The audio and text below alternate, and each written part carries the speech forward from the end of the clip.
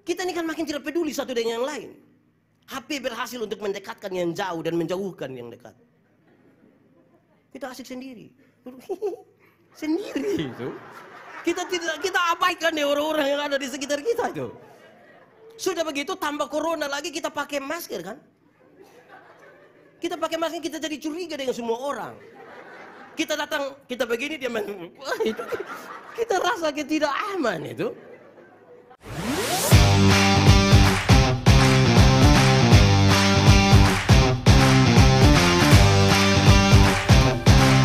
Sebab siapa kami ini Tuhan? Kami orang-orang berdosa, kami terbatas.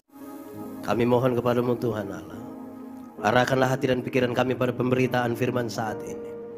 Sebab siapa kami ini Tuhan? Kami orang-orang berdosa, kami terbatas dalam segala sesuatu. Karena itu sungguh tidak mungkin bagi kami untuk mengerti firman Tuhan, kecuali kalau Tuhan menolong kami. Oleh kuasa Roh Kudus-Mu kami mohon, hari ini kami sungguh-sungguh dimampukan, bukan saja untuk mengerti firman Tuhan, tapi lebih dari itu kami dimampukan menjadi pelaku-pelaku firman-Mu. Berkati setiap hati yang sungguh disiapkan untuk pemberitaan ini. Tuhan tolong jauhkan semua penggoda pencobaan. Berkati hamba-Mu yang Kau pakai sebagai saluran berkat hari ini. Kami rindu pada firman-Mu. Berfirmanlah bagi kami Tuhan. Di dalam nama Yesus, firman yang hidup itu kami berdoa. Amin. Mari silakan duduk semuanya. Bapak Ibu Saudara-saudara, Shalom. Kita bersuka cita hari ini, kita bersekutu kembali, dan saya pilih satu bagian pembacaan ini untuk kita renungkan bersama. Efesus pasal 6 ayat 10 sampai ayat yang ke-20. Surat Efesus pasal 6 ayat 10 sampai ayat yang ke-20. Kita baca bersaut-sautan. Ayat-ayat bilangan genap saya baca, dan yang bilangan ganjil saudara baca menurut Efesus 6 ayat 10 sampai ayat yang ke-20. Perlengkapan rohani. Akhirnya hendaklah kamu kuat di dalam Tuhan, di dalam kekuatan kuasa-Nya.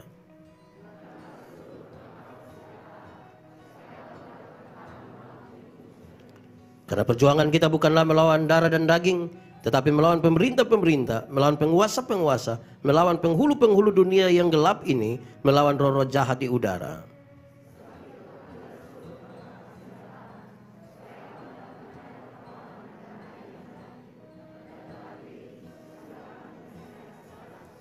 Jadi berdirilah tegap, berikat pinggangkan kebenaran, dan berbaju silakan keadilan.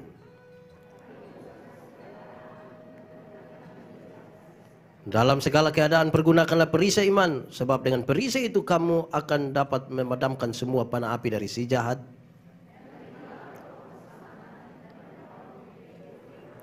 Dalam segala doa dan permohonan, berdoalah setiap waktu dalam roh, dan berjaga-jagalah di dalam doamu itu dengan permohonan yang tak putus-putusnya untuk segala orang kudus.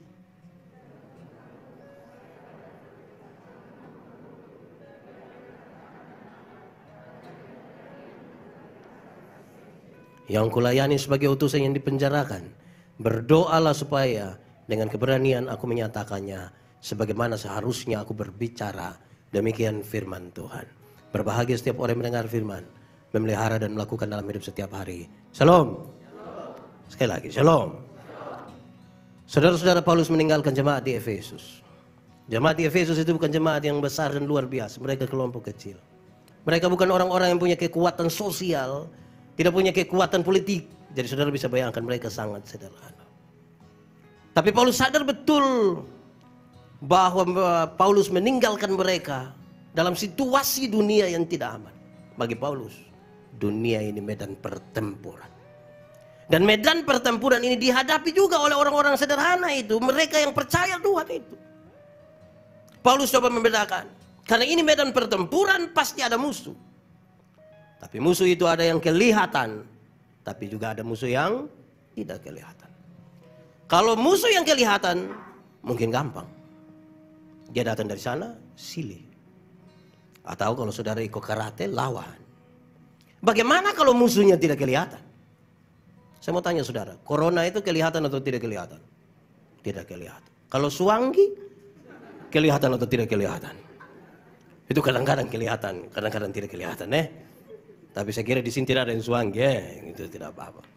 Saudara-saudara, dan itu serius sekali, jemaat harus berhadapan dengan hal-hal ini. Apalagi Bagi Paulus, iblis menggunakan kesempatan ini untuk orang-orang, untuk segala pekerjaan yang mereka pakai, iblis bisa pakai. Dan iblis itu kerjanya tipu-tipu.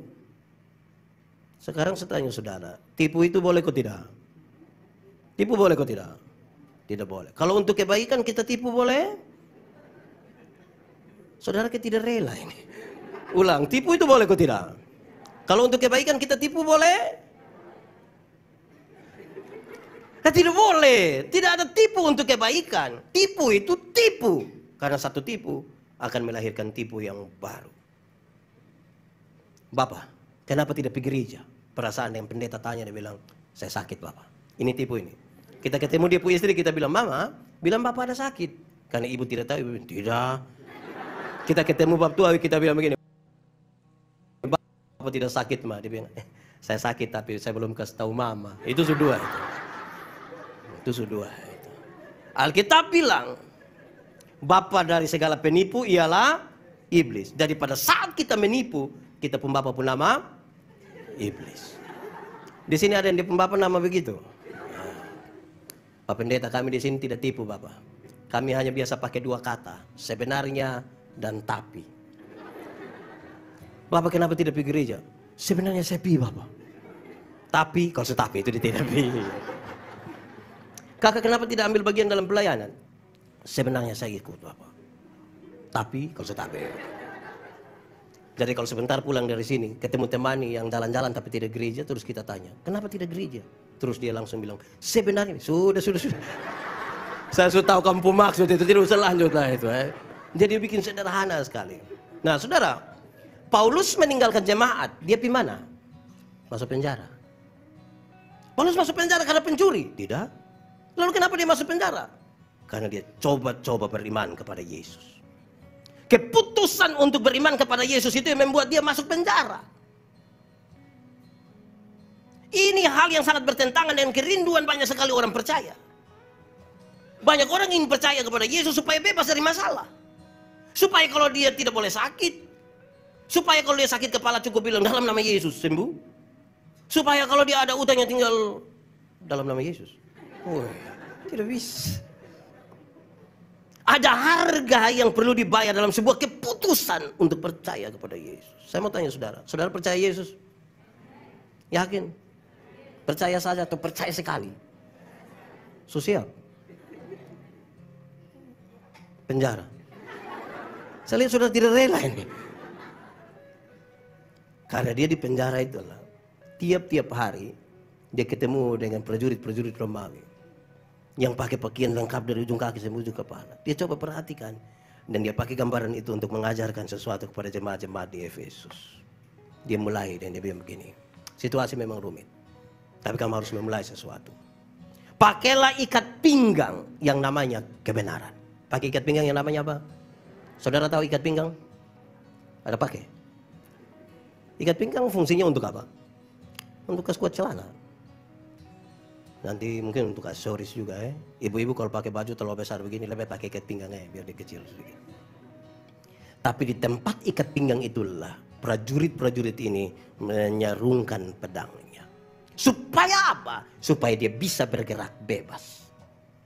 Kalau itu pedang ada di sini aman-aman, maka dia bergerak bebas. Ada musuh dia bisa lawan. Saudara bayangkan kalau dia tidak taruh baik-baik, musuh datang, mau tarik celana, kau lawan musuh, kan susah. Kebenaran. Saudara boleh melakukan apapun dengan ikat pinggang yang namanya kebenaran. Kebenaran dalam Alkitab punya 3 dimensi. Dan itu hal yang harus menjadi serius buat kita. Banyak orang menyebut dirinya ada dalam kebenaran, tapi dia tidak tinggal sebenarnya dalam kebenaran. Kenapa saudara-saudara? Satu, kebenaran dalam Alkitab itu berdimensi legal. Legalitas, ikut aturan. Legalitas yang dibangun di atas pulihnya hubungan antara manusia berdosa ini dengan Tuhan. Jadi semua yang tidak ikut aturan, semua yang langgar aturan itu tidak benar. Apalagi aturan yang Tuhan punya. Salah, tidak benar. Di zaman seperti ini, COVID ini paling bermasalah kita ketemu dengan orang yang tidak ikut aturan. Suruh pakai masker, kita bilang, Bu, kenapa tidak pakai masker? Dia bilang, kau paling mati. Wih, ketemu orang begitu kita cek itu. Kau paling mati. Nih bapak su mati su bae mah. istri, anak, utang lagi. Ini kan kita pusing. Jadi ikut aturan itu paling baik. Ini seperti saudara bawa motor, pernah bawa motor? Kalau surat-surat motor lengkap, semua lampu, kaca, spion beres, kan saudara tidak takut kalau ada tilang kan? Tapi coba bayangkan kalau saudara bawa motor, SIM tidak ada, surat-surat motor bermasalah, kaca spion tidak ada tilang berani lewat. Takut. Tapi kalau surat-surat lengkap, saudara ikut aturan, ada tilang di situ, saudara datang. Mereka tidak tahan, saudara putar ulang. Sampai dan tanya, kenapa datang? Tolong tilang saya dong Pak. Jadi kalau ikut aturan itu aman. Yang biasa sembunyi-sembunyi itu kan tidak ikut aturan. Kebenaran dalam Alkitab punya dimensi legal. Yang kedua, saudara-saudara, kebenaran dalam Alkitab itu punya dimensi moral, moralitas. Moralitas itu kira-kira begini. Apa yang dipikirkan, apa yang diucapkan, apa yang dilakukan, itu motivasinya benar dan sama. Paulus membahasakan dengan baik. Apapun yang saudara perbuat, perbuatlah dengan segenap hatimu seperti untuk Tuhan. Kenapa? Karena semua yang kelihatan baik belum tentu dibangun di atas motivasi yang baik. Berdoa itu tutup mata. Tapi apakah memang semua yang tutup mata itu berdoa? Ada orang yang makan tidak tahu berdoa. Tapi pas dilihat semua sudah berdoa, dia tutup matanya. Dia buka mata, orang masih berdoa, dia tutup ulang lebur-lebur. Berdoa juga. Datang gereja itu baik. Tapi apakah semua yang datang gereja itu datang dari motivasi yang baik? Belum tentu. Melayani itu baik, tapi apakah semua yang melayani itu melayani dengan motivasi yang baik? Belum tentu. Karena itu ini moralnya di sini. Apa yang dipikirkan, apa yang diucapkan, apa yang dilakukan, itu motivasinya benar dan sama. Saya mengajar ilmu homiletika, ilmu berkhotbah. Mereka tanya saya, pendeta, yo, khotbah yang benar itu yang ke mana? Saya lupa maksud. Khotbah yang baik itu tulis atau tidak tulis, berapi-api atau berair-air. Saya bilang khotbah yang baik itu bukan soal tulis atau tidak tulis, bukan soal berapi-api atau berair-air. Khotbah yang baik itu ialah omong karmana, bikin begitu. Jangan omong lain. Awas oh. Apa yang dipikirkan, apa yang diucapkan, apa yang dilakukan itu motivasinya benar dan sama. Kenapa? Karena ada orang pikir lain, omong lain, bikin lain. Hasilnya kelainan. Jadi kalau saudara ketemu orang kelainan, itu karena tidak sinkron antara apa yang dipikirkan, apa yang diucapkan, dan apa yang dilakukan. Kebenaran itu punya dimensi itu, moral. Yang ketiga, saudara-saudara, kebenaran dalam Alkitab itu punya dimensi sosial. Sosialitas. Sebuah kepekaan untuk turut mengambil bagian dalam penderitaan orang lain. Kita memang ada susah semua. Siapa di sini tidak susah? Ada yang tidak susah di sini? Saya lihat saudara susah. Tapi kepekaan untuk turut mengambil bagian dalam penderitaan orang lain itu menjadi penting. Apalagi zaman sekarang. Kita ini kan makin tidak peduli satu dengan yang lain. HP berhasil untuk mendekatkan yang jauh dan menjauhkan yang dekat. Kita asik sendiri. Sendiri itu. Kita abaikan deh orang-orang yang ada di sekitar kita itu. Sudah begitu tambah corona lagi kita pakai masker kan? Kita pakai masker kita jadi curiga dengan semua orang.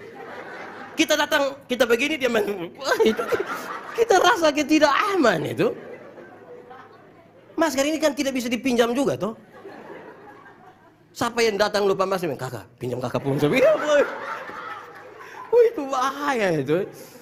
Jadi dalam kondisi begini, kepekaan menjadi penting untuk mengambil bagian dalam penderitaan orang lain. Kenapa? Kenapa kamu harus mengasihi? Karena Tuhan lebih dahulu mengasihi saudara. Kenapa kita harus bersolidar dengan orang lain? Solidaritas itu harus ada pada kita. Karena Tuhan lebih dahulu buat kita. Kalau kita pakai ikat pinggang yang namanya kebenaran itu, ikut aturan, punya moral yang baik, dan punya kepekaan sosial, lakukanlah segala sesuatu. Aman toh. Pertama. Kedua, dia bilang begini, pakailah baju zirah. Baju perang itu yang dipenama keadilan. Tidak mungkin pakai ikat pinggang tidak pakai baju. Itu aneh itu. Dia mau kasih tunjuk apa itu? Pakailah baju zirah yang namanya keadilan. Apa yang ingin disampaikan? Kebenaran tidak boleh berdiri sendiri. Kebenaran berjalan bersama-sama dengan keadilan. Di mana ada kebenaran, harus ada keadilan di situ. Di mana ada keadilan, di situ harus ada kebenaran. Keadilan perlu untuk apa? Keadilan itu diperlukan supaya semua tuduhan yang dituduhkan kepadamu menjadi palsu. Ini Efesus yang kecil itu kan, karena dong orang kecil tidak berdaya, orang suka om-om sendong. Tuduh-tuduh, mungkin orang gila, mungkin kasih tinggal. Keadilan itu akan membuat ini jadi palsu. Apa yang maksudnya? Apa yang saya katakan? Saudara pernah rasa orang omong kita pun nama kok? Pernah? Apalagi yang dia omong itu tidak benar. Pernah? Alami? Tiap hari? Itu kan rasa tidak aman kan? Rasa tidak suka. Lalu saudara sibuk untuk klarifikasi di Facebook. Kalau tidak tahu tentang saya, jangan omong ke tahu-tahu. Karena setan paling suka orang yang tidak tahu apa-apa tapi bikin ke tahu-tahu. Tidak semua hal perlu diklarifikasi. Apalagi di media sosial. Banyak sekali penuh dengan penipuan. Orang bisa tulis bilang hahaha, padahal tidak tertawa. Tidak tertawa. Ada dong pun cara tertawa, satu yang don tulis itu mengerikan. WK. Itu cara tertawa bagaimana? Aneh itu. Saya juga pusing itu. Tidak usah klarifikasi. Lakukanlah sesuatu dengan adil. Cukup. Adil itu kira-kira begini saudara. Saya punya bapak, saya sebut bapak kandung.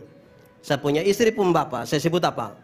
Bapak mantu. Kalau saya kasih uang 100.000 di saya punya bapak kandung, adil kalau saya kasih 100.000 di saya punya bapak mantu. Supaya waktu saya punya istri tahu, dapat tangkap. Kalau saya kasih 100.000 di saya punya bapak kandung, dia marah. Lu tau? Kasih lu pun bapak uang terus. Tanpa saya bicara, dia pun bapak yang akan kasih tau dia. Jangan marah lu pun suami. Dia juga kasih saya 100.000. Adil kan? Sebab kalau saudara tidak adil, saudara pun cara kasih pasti sembunyi-sembunyi. Pasti ramah sama ame suruh. Ame kenapa? Ame itu perempuan. Itu kan masalah begitu. Keadilan itu saudara bukan sekedar berbagi sama. Keadilan bukan sekedar itu. Tetapi keadilan itu kalau saudara menuntut hak, jangan lupa untuk jalankan apa? Kalau saudara ingin supaya jasmanimu dipuaskan, jangan lupa untuk seimbangkan dengan apa? Yang rohani. Saya kasih tahu saudara, kesuksesan itu ada dua. Satu kesuksesan yang tampak, yang kelihatan, yang bisa dilihat, bisa diraba. Dulu miskin, sekarang kaya. Sukses kan? Dulu tidak ada rumah, sekarang ada rumah. Dulu jalan kaki, sekarang naik oto. Grab. Sukses. Dulu tidak ada pengikut, sekarang pengikut banyak. Lantas saudara bilang ini sukses. Ya. Tapi ada kesuksesan kedua. Kesuksesan kedua itu saya sebut sebagai kesuksesan batiniah di sini. Spiritualitas yang sukses. Kenapa ini menjadi penting, saudara? Karena di sini ada kejujuran. Di sini ada kejujuran. Orang mungkin lihat kita puruma besar. Itu orang puruma. Dia tidak tahu. Dia tidak tahu, kita yang tahu itu. Ngeri. Dia tidak tahu dan kita jujur di sini. Di sini ada pengakuan dosa. Di sini. Saudara tidak akan mengaku dosa di hadapan umum, tidak akan. Paling yang standar. Bapak minta maaf tadi saya tidak bisa pergi ke anak doa. Paling itu saja. Tapi yang lebih spesifik, yang saudara tengah-tengah malam belum bisa tidur, tiba-tiba bilang, saya ada ide. Nah itu. Sulit saudara mengaku di sini nih. Pengakuannya di sini. Dan saudara tahu, di sini adalah benteng paling terakhir di mana saudara berhadapan dengan godaan-godaan di dunia ini. Roh memang penurut.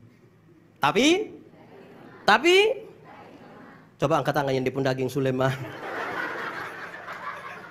Biar kita berdoa nih. Ini di sini. Tapi mari kita jujur saudara, mari kita jujur. Berapa banyak waktu, tenaga, uang yang kita pakai untuk kesuksesan batin ya. Seolah-olah kesuksesan-kesuksesan yang tampak itu teriakannya lebih besar. Sehingga dengan mudah sekali orang bisa mengabaikan kesuksesan batin ini tanpa keadilan. Pesta jam 5, ibadah jam 5, pilih. Kalau pesta jam 5, ibadah jam 5, pilih mana? Pilih pesta juga tidak apa-apa. Jangan terlalu rohani juga. Yang menjadi masalah itu bukan pilih pesta atau ibadahnya. Apa yang ada di belakang kepala kita ketika kita memilih pesta. Bapak, kenapa tidak pilih ibadah tapi pilih pesta? Aduh Pak Pendeta minta maaf. Tuan rumah undang langsung. Kalau tuan rumah undang langsung perasaanku tidak? Perasaan. Tapi kalau saya yang tanya jangan jawab begitu. Bapak kenapa tidak gereja tapi pilih pesta? Pendeta minta maaf. Tuan rumah undang langsung. Oh, Bapak mau Tuhan undang langsung.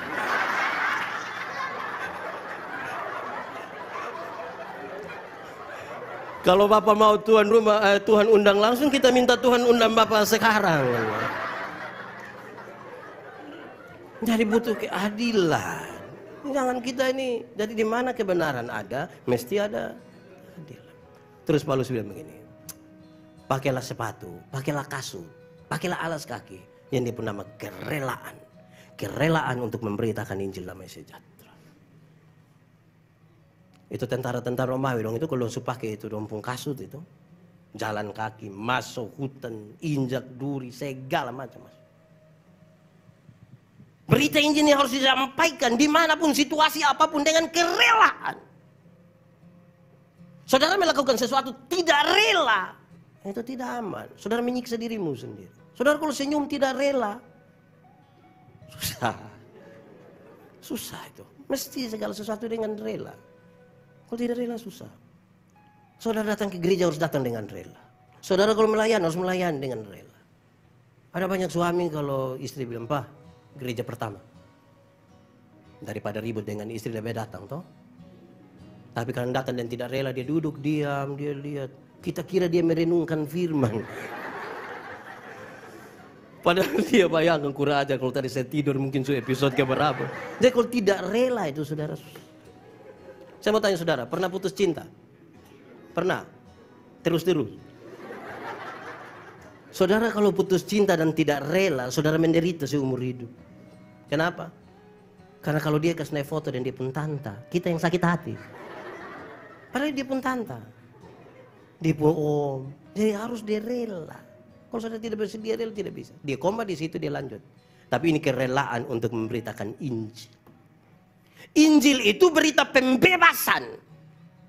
Dalam situasi rumit sekalipun katakanlah sesuatu yang membawa pembebasan. Kalau saudara belajar Alkitab, baca Perjanjian Lama, saudara temukan banyak sekali kata ini. Celakalah, celakalah, celakalah, celakalah. Tapi ketika malaikat itu datang bicara kepada Maria, Yesus lahir, Yesus melayani, Yesus mati, Yesus bangkit, Yesus naik ke surga, Roh Kudus dicurahkan. Kita tidak temukan itu kata celakalah.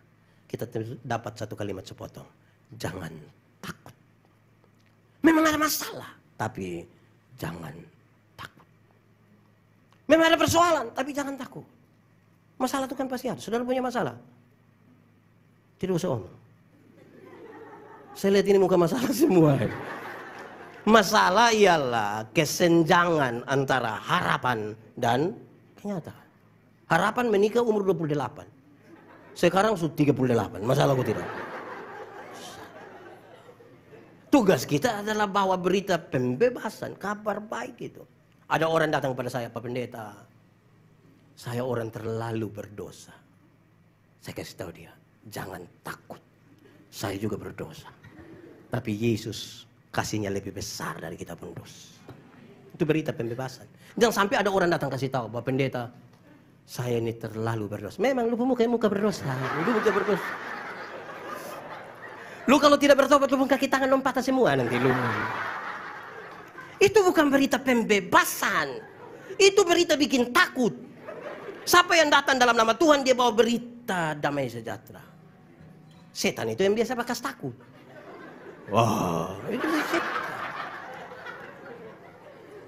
Anak-anak kecil tidak bisa makan terus gitu. Makan itu om dah. Wah, berita kasih takut. Berita pembebasan. Kadang-kadang apa pengalaman kita dengan Tuhan apa? Pembebasan atau ketakutan? Banyak ibu-ibu itu kan iris-iris sayur mengantuk karena tadi malam nonton drama Korea. Iris-iris begini tiba-tiba karena mengantuk iris karena dia pencari. Yesus Tuhan, aduh ampun saya salah apa? Saudara, kalau Tuhan Yesus pun kerja hanya lihat kita salah sekali dia iris satu kali. Ini hari kita tidak ada di sini. Kita suka iris semua. Bawalah berita damai sejahtera itu. Berita damai sejahtera. Itu paling penting. Dan itu harus dinyatakan dengan rela. Keselamatan yang Tuhan kasih dengan kita yang cuma-cuma itu katakanlah dengan rela. Saya mau tanya saudara. Kalau sebentar saudara pulang saya kasih saudara uang masing-masing 100.000. Senang kok tidak? Cerita orang kok tidak? Lu rugi tidak pergi gereja. Pendeta yang kepala botak itu kasih kita uang. Paling kan saudara bilang begitu. Dengan sangat semangat saudara bilang begitu. Sekarang saya mau tanya, Yesus mati bagi saya dan saudara, harganya di atas dari 100.000 atau di bawah 100.000? Sudah cerita orang? Orang kasih pulsa 5.000, saya kasih tahu seluruh dunia. Terima kasih Kak, pulsa sudah masuk. Besok lah ya. Tapi Yesus mati bagi kita dengan harga yang sangat mahal yang membawa pembebasan. Kita tidak berani bicara kepada orang lain. Kalau begitu pakailah kasut. Tahu, begitu itu mantap dong. Lantas dia bilang begini. Dalam segala perkara, dalam segala hal, pakailah perisai iman. Perisai dulu itu ada dua. Ada satu perisai kecil yang biasa taruh di tangan. Satu lawan satu, pegang pedang. Tapi ada perisai yang kedua itu lebih besar. Biasa mereka sedikit merunduk baru sembunyi di situ. Kenapa? Panah datang dari berbagai arah. Banyak sekali. Tidak mungkin satu-satu gitu. Mati. Jadi mesti pakai satu yang besar itu. Panah dulu itu bukan saja tajam, tapi sebelum dorang panah dan celupkan di dalam ter panas. Dibakar baru panah. Dari berbagai arah, datang kapan saja. Kita tidak siap, dia sudah datang. Pakailah perisai iman. Kita mengakhiri tahun 2019. Masuk 2020 dengan harapan-harapan yang besar. Tiba-tiba datang corona. Menjungkir balikan kita punya segala sesuatu. Kalau tidak pakai perisai iman, kita bermasalah. Ada banyak hal yang terjadi begitu tiba-tiba. Ini hari kita baru bicara dengan dia, terus pagi-pagi WA masuk. Supi melayat kok belum? Kenapa? Yesus selesai. Tiba-tiba, terus Anda bilang saya tidak percaya. Aku langsung mati nanti tidak percaya apa. Tadi malam kita masih main gila deh istri, senang-senang dengan suami. Bangun pagi istri muka asam. Itu kalau tidak pakai perisai iman. Itu ibu susah. Dalam segala perkara pakai perisai. Ada kedukaan, ada kematian. Hanya orang percaya yang berani bertanya, apa yang saya imani tentang kedukaan. Hanya orang percaya. Apa yang saya imani tentang ini kematian? Oh, kematian itu bukan akhir dari segala sesuatu. Ini sebuah gerbang di mana kita dirubah dari tubuh yang dapat binasa ke dalam tubuh yang tidak dapat binasa untuk hidup dalam kekekalan bersama Kristus di sorga. Berdasarkan pengakuan iman itu, saya akan menyanyi sabar dalam susah sukar. Saudara tidak tahu ini lagu? Nah, kenapa suruh saya solo?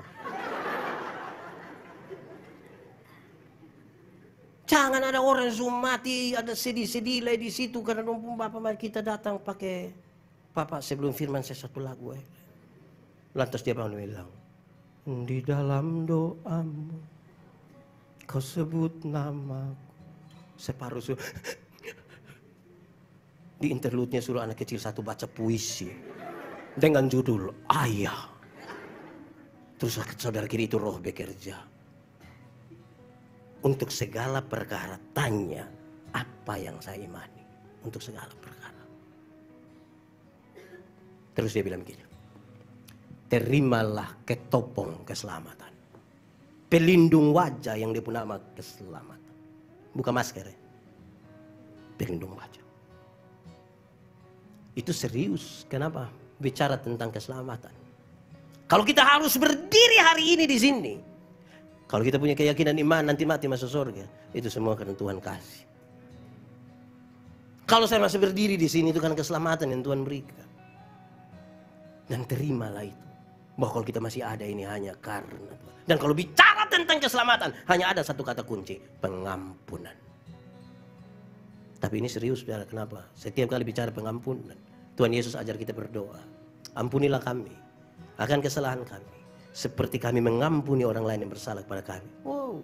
Tuhan, ampuni saya seimbang dengan saya mengampuni dia. Seimbang. Jadi kalau saya mengampuni dia 2 kali, layak saya dapat 2 kali pengampunan. Persoalan kita adalah kita rindu diampuni, tapi tidak rela mengampuni. Padahal kalau saudara tidak mengampuni, saudara merusak relasi dengan Tuhan dan juga dengan sesama.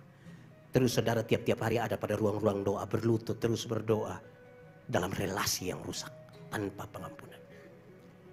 Kita terlalu sibuk bicara banyak hal di sekitar pertumbuhan iman, tidak salah. Tapi kalau saudara mengabaikan pengampunan, saudara bermasalah serius. Karena kalau kita ada sampai hari ini, itu semata-mata hanya karena pengampunan. Pengampunan. Terimalah itu yang membuat kita bisa berdiri. Di sini ada yang bakal ada mantu. Ada kok. Fam apa dong itu? Belajar itu. Mengampuni itu bukan berusaha untuk melupakan masalah. Makin sakit hati makin tidak bisa lupa. Tapi membebaskan diri. Menyambut dia pun orang. Menyambut dia pun kesalahan. Sambil siap besok dia bikin kesalahan baru. Sehingga dalam pengampunan tidak boleh ada kalimat. Ingat pertama dan terakhir. Ini. 5 hal ini menjadi perlengkapan untuk bertahan. Terus Paulus bilang, tapi kamu harus menyerang. Kamu harus menyerang. Dia kasih 2 senjata. 1, dia bilang pakailah firman. Pedang roh, yaitu firman. Firman itu yang membuat saya dan saudara ambil keputusan. Saya ambil keputusan, saya ikut yang ini saya tidak ikut. Kenapa? Karena firman bilang begitu. Saya tidak ikut ini hanya karena dia saya pembapa. Tidak, karena firman bilang begitu. Saya setuju dengan ini, yang ini saya tidak setuju. Firman. Tapi ingat, sebagaimana pedang. Pedang punya 2 sisi yang tajam. Dia iris ke sana, tapi juga iris ke sini. Kalau untuk orang lain saudara kutip firman, kutiplah juga firman bagi dirimu. Jangan sampai sebentar saya khotbah habis baru saudara datang Pak Pendeta. Khotbah tadi pas. Pas yang siapa? Dan dia. Di kakak tidak pas. Tidak, di saya tuh firman datang langsung serong begini lah bisa. Tidak bisa. Tidak bisa. Kalau berani kutip kasih orang lain, untuk diri juga kutip firman. Tapi yang kedua saudara, dia bilang doa. Senjata kita yang kedua adalah doa. Doa itu bukan kata-kata. Doa itu relasi. Doa itu bukan seperti kita anak-anak muda yang biasa bikin status di media sosial. Doa adalah cara terbaik untuk memelukmu dari jauh. Lebih. Doa bukan itu. Doa relasi. Kalau saya dan Pak Charles, kami 2 relasi baik. Saya jalan kaki, beliau bawa motor, ketemu saya di jalan tanpa saya minta, beliau berhenti. Pendeta, gimana? Naik. Karena kami 2 punya relasi. Tapi kalau kami 2 tidak ada relasi, dia bawa motor, saya jalan kaki, ketemu saya di jalan, waktu berhenti juga. Tapi dia bilang, ojek om. Doa itu relasi. Banyak orang memperhatikan kata-kata, tapi lupa membangun relasi. Saudara, doa itu keputusan untuk memberikan seluruh pikiran dan perasaan kita Tuhan kuasai. Bukan kata-kata dan Tuhan saja. Memberikan seluruh pikiran dan perasaan kita Tuhan kuasai. Sekarang saya tanya, kalau orang yang memberi seluruh pikiran dan perasaannya Tuhan kuasai, hidupnya berkenan pada Tuhan atau tidak? Tapi orang yang tiap hari punya jam doa, tiap detik, tiap menit, tiap jam, tiap segala macam, tapi tidak memberi pikiran dan perasaannya Tuhan kuasai, hidup berkenan pada Tuhan atau tidak? Berdoa, keputusan untuk kasih pikiran perasaan Tuhan kuasai. Terus Paulus nasihat, berdoalah terus menerus, terus menerus, jangan berhenti, terus. Beberapa orang bilang saya, Pak Pendeta, Bapak orang berdoa begini, mah corona tidak habis-habis. Terus saya bilang, jadi kita 2 berhenti berdoa. tugas kita berdoa. Berdoa terus. Sampai kapan? Sampai menemukan apa yang Tuhan mau. Masih banyak kita berdoa untuk menemukan apa yang kita mau. Akhirnya banyak orang yang pendeta, saya berdoa sampai berhenti tuh. Karena kita lagi mencari apa yang kita mau. Kalau kita mencari apa yang Tuhan mau, kesaksian kita menjadi sangat banyak. Kenapa? Karena Tuhan bekerja bukan pada waktu kita berdoa. Jauh-jauh sebelum kita berdoa Tuhan sudah bekerja. Jadi kadang-kadang pas yang kita pun mau, kadang lebih banyak tidak. Jadi mari belajar. Yang kedua dia bilang begini, berdoalah sungguh-sungguh. Sungguh-sungguh. Terus menerus sungguh-sungguh. Tapi sungguh-sungguh apa? Bukan sungguh-sungguh berteriak. Bukan sungguh-sungguh menangis. Tapi sungguh-sungguh melepaskan beban. Ini saya pembeban Tuhan. Tuhan atur. Jadilah menurut kehendak. Kadang-kadang kita sungguh-sungguh menangis. Tapi tidak sungguh-sungguh menyerahkan beban. Seorang penjual es, seorang penjual payung. Dua-dua berdoa sungguh-sungguh. Yang penjual es berdoa supaya panas terus kok es laku. Yang penjual payung berdoa supaya hujan terus kok es laku. Mana yang menang? Ada pertandingan doa. Karena itu serahkan Tuhan atur. Ada waktu panas supaya es laku. Ada waktu hujan supaya tidak egois toh. Yang ketiga dia bilang begini, berdoalah juga untuk orang lain. Jangan fokus di kita saja. Berdoa ini orang lain. Orang-orang tua dong itu kalau mereka hanya berpikir diri mereka sendiri, mereka sudah selesai. Su pensiun, su ada anak cucu, rumah su ada. Pikir apa? Tapi ketika mereka berpikir tentang orang lain, doa mereka tidak akan pernah selesai. Kita ini kalau berdoa agak aneh. Di 1 menit pertama itu, Tuhan terima kasih, haleluya. Terima kasih Tuhan, luar biasa, dahsyat. Itu menit pertama. Masuk menit kedua itu daftar permintaan. 1, 2, 3, 4, 5, 20, 30, 80, 100. Baru dia bilang, ampunilah segala dosa kami. Dalam nama Yesus kami berdoa.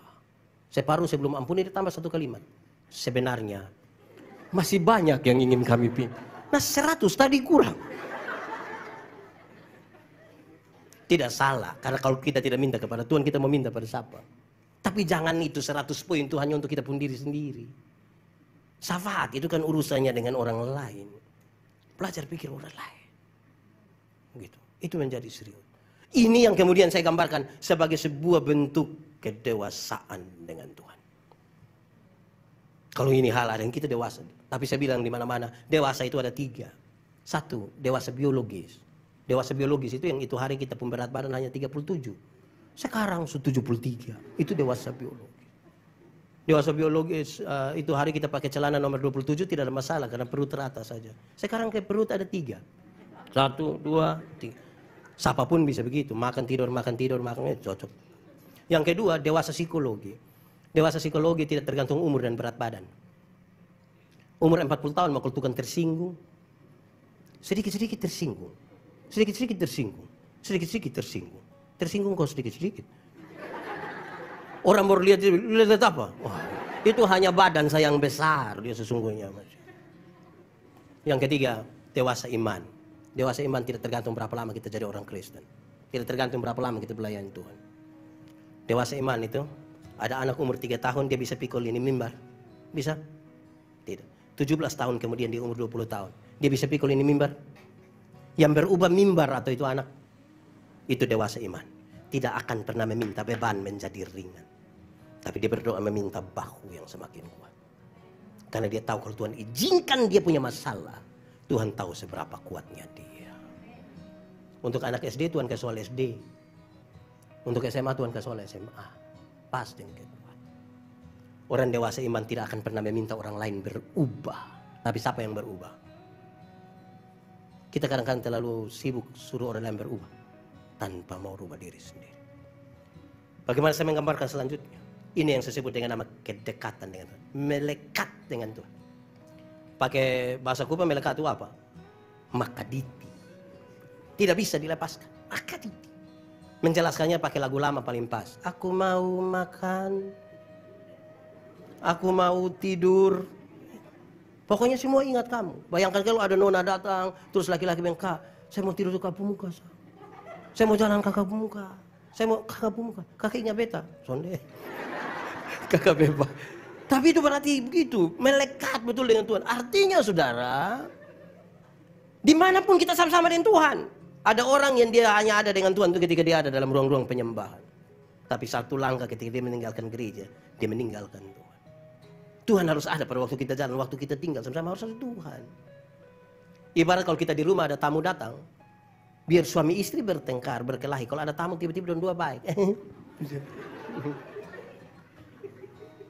Apalagi kalau ada Tuhan.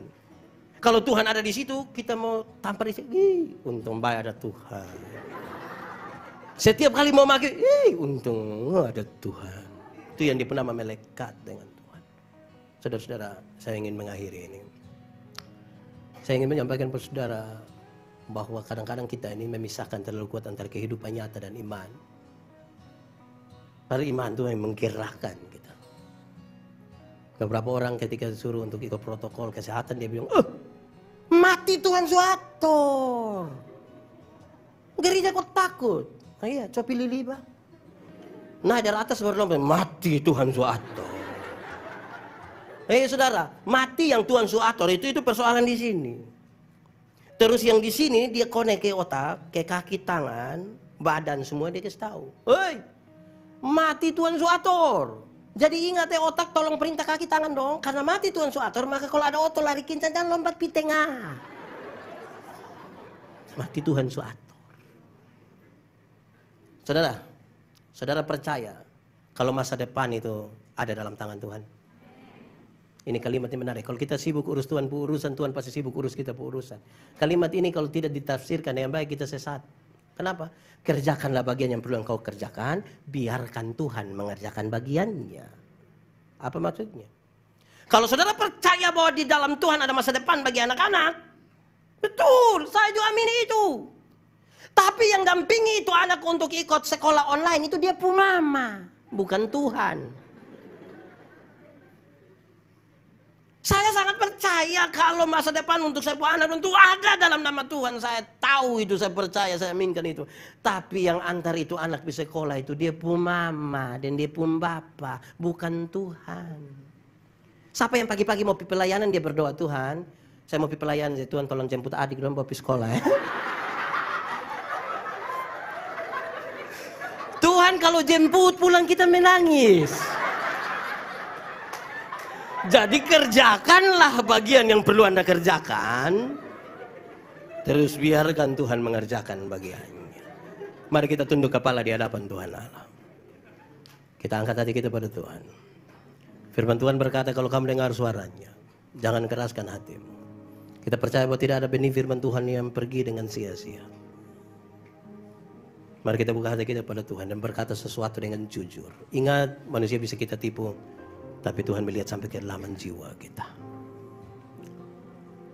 Ya Tuhan Allah, kami percaya bahwa Engkau melawat kami hari ini.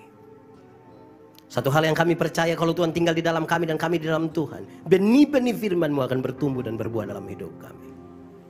Engkau menyelidiki hati dan Engkau tahu siapa kami.